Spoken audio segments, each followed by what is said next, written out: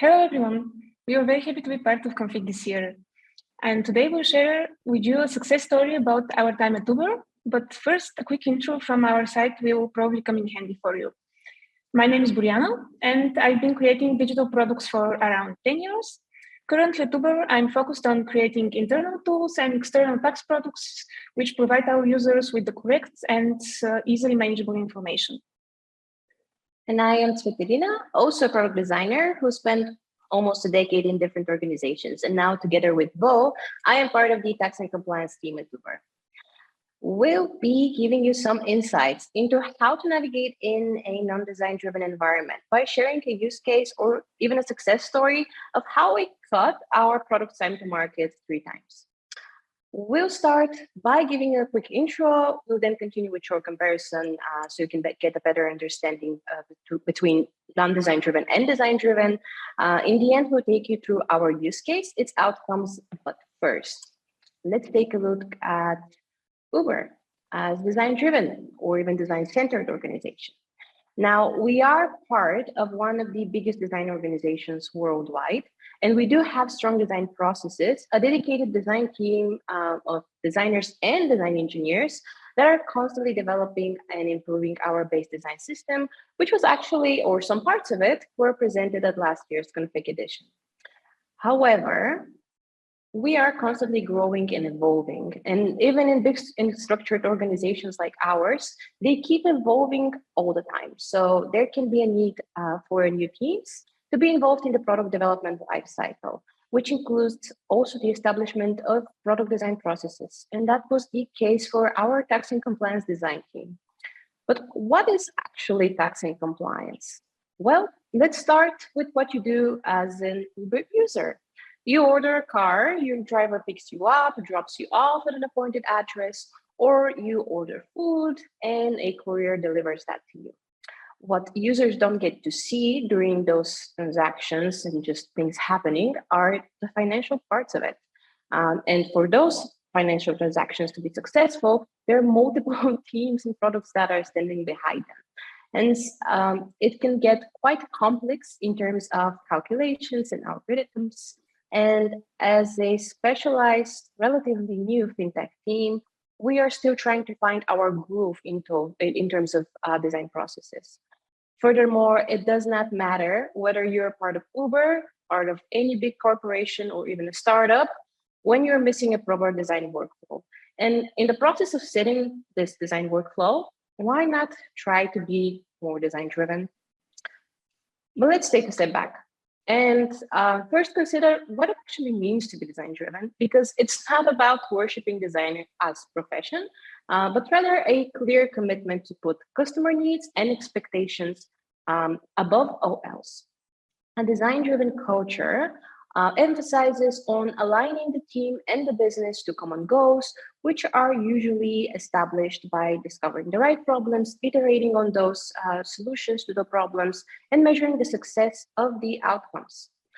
But let's take a step back once again and consider what it actually means to be part of a non-design driven organization, and just in general, what is non-design driven? We are going to share some of the traits that a non-design driven environment has. And you might recognize yourselves in some of them or not, we'll see. But the first trait that comes to mind is that you're most likely part of the engineering org rather than operating under a design team. You might feel and find that its design and requirements are based on already collected and processed by others, just opinions and requirements that came out of research that might have been done or might have not been done. But just in general, there is usually no user testing and no testing phase. And also, the design team isn't involved in enough ideation and definition discussions. And as I said, there is a high chance that you recognize you or your team in some of your traits. It might be right now, it might be at some point of your past, and that's really okay.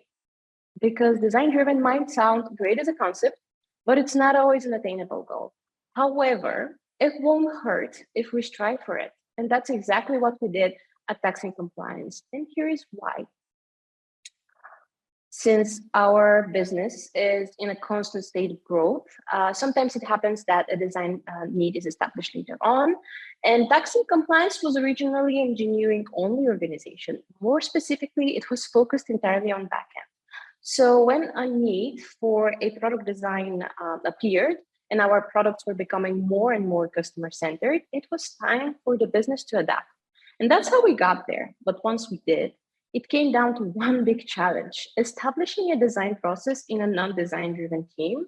And it might sound that we repeat ourselves a lot. And yeah, it's just like very annoying, another presentation about processes, but it was the next step for us to set the expectations of the outcome and basically indicate a design process, because at the end of the day, that's what it comes to. And our goal was to indicate that we were striving for outcome that would focus more on improving usability to get better engagement for our products while making the collaboration within the team even more efficient. And we started small and simple by evaluating the design team's placement in the product development lifecycle. It took us a few steps, and we first started by exploring everything. We were exploring the current setup by understanding what we don't know, which was pretty much everything. We didn't know anything about this. We didn't know anything about the products within tax and compliance. But then we understood that within tax and compliance, there are actually 5 teams, each responsible for multiple customer-oriented and internal-focused products. So we set up multiple introductory discoveries with each team to get a better understanding of their team setup, product feature requests, and use cases. Once we got those gathered, we moved on to analyzing and prioritizing everything. So we looked into the impact and target for each team's products. That really helped us build the bigger picture in terms of task prioritization for each team. All of that we did with taking in consideration the current product development lifecycle and figuring out how to integrate design process into an already existing environment, which was actually very heavily engineering focused. To do that, we actually took a few steps back once again and looked into the current setup. As I said, before we had an engineering focused process, which first started by gathering business asks and product asks. All of that was part of the product manager's focus. And then it continued to planning, the priorities, and those priorities were to tasks, which were then estimated. And those estimations at the end ended up in the half-year roadmap, and each task had definition of ready and definition of done. And then when it comes to the requirement refinement, it happened that we were refined only between the product management and the engineering. And then within the product development phase, it happened that implementation and product management acceptance criteria were hand in hand. And that's pretty much it. No other inputs, no research, no testing. It was very straightforward and engineering focused, as I said. And then we decided to be quite annoying, as designers are sometimes. And we wanted to turn everything to be design-centered, as pretty much every other team at Uber is. So now, while PMs were gathering business asks and engineering tasks, they were supposed to gather user and design asks as well. So while the planning stage was happening, we could then have design input, whether a task would need design or not. I don't know, we could determine that during the planning. And then when tasks were ending up in the half-year roadmap, we would then decide whether a task is big enough to conduct a design discovery on it in order for the requirements to be better defined. And so the product development phase could start. It would always start with high-fidelity mockups, which would then go into implementation and will go through PM acceptance criteria. And all of this would iterate depending on the need for it. But of course, it will not stop there, because design review is absolutely needed in order for us to guarantee that those solutions will end up looking and function like the one like we had in mind in the designs. So now, organization-wise, the team was set. Everything looked great on paper, but process-wise, something was definitely missing. We were still not getting the results we wanted, and the collaboration within the team was still very confusing. Actually, having introduced UX team helped this cross-functional organization to identify the gap, which was more that it focuses more on the early stages of the development. We could have easily identified that there was a huge lack of discovery phase, where usually requirements are gathered and refined properly. On the other hand, we were placed in this, we were actually part of this engineering environment while striving to turn it into a design-centered organization. And it presented a challenge because our team was not set like any other team at Uber. So most canvases, like the ones that we could use during a discovery phase, like Lean UX and design thinking, they weren't really covering all of our needs. That's why we tailored a canvas to our own needs that would fit even a non-design journey. Bear with us, it might sound a lot complex, a lot more complex than it actually is, but Bo will take you through it now, one step at a time. So I'm going to show you our discovery canvas and its 3 parts step by step. But to make things more clear and for the sake of the presentation, let's use a totally made up example and pretend that Uber never had a receipt to begin with, and we are tasked to develop it as a product. So part 1 of our discovery canvas focuses on the exploration phase, similar to what we did in our processes before.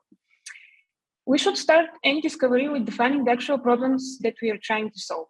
Using our receipt example, here we can say that, for example, we don't have any proof of financial transaction, or that our users can account for their expenses and they don't receive details about their payment. Now that we have the problem defined, we can follow up with goals and objectives. And what is the desired result of this product and project? We can say, for example, that our goal is to provide a legal proof as well as relevant and correct information for our customers. So after this, we can move on to risks. And by modeling this section actually to the inspired product book, we highly recommend reading it if you haven't. We divided the risks to 4 key points, trying to answer the following questions. In terms of value, will the customers buy or choose to use this product? In terms of feasibility, do we have the resources and can we actually build it? And regarding usability, we can ask ourselves, can the user figure out how to use it? And lastly, viability, does this solution actually work for the business? For our receipt example, in terms of value, we determined that the risk is low. Regarding feasibility, we have high demand for resources to build backend architecture and internal tools for monitoring, etc. Usability should be straightforward, and the business will benefit from an easier tracking of transactions. Next is stakeholder interviews, and they are really crucial to understand the business needs, as well as to get a sense of their reactions and suggestions regarding this project. Use cases section can be used to present either current or expected use cases, depending on whether your product exists or it's a completely new solution. Last but not least, we have technical consideration. It's really important to involve the engineering team even before gathering the requirements to discuss all known aspects and whether they're actually viable. So it could turn out that the time frame is not right, or that there are some technical constraints in developing a certain feature. Part 2 is all about analyzing the situation. So here we start with user interviews. We might learn that users don't have enough information about their payment method, or that they are struggling with accounting their expenses at work. What we do next is how might we exercise, which helps us reframe challenges as opportunities, and also gives us the possibility to do a fun brainstorming session with the team. Defining ways to measure the success of the product is essential not only for the business, but for the designers as well, so that we know our efforts were actually successful at the end. And now for the last part. Now is the time to harness all you've learned in the previous steps and apply it to your solution. This could be done by user flowcharts, sketches, or wireframes, prototypes, or any other tool that you see fit for this step.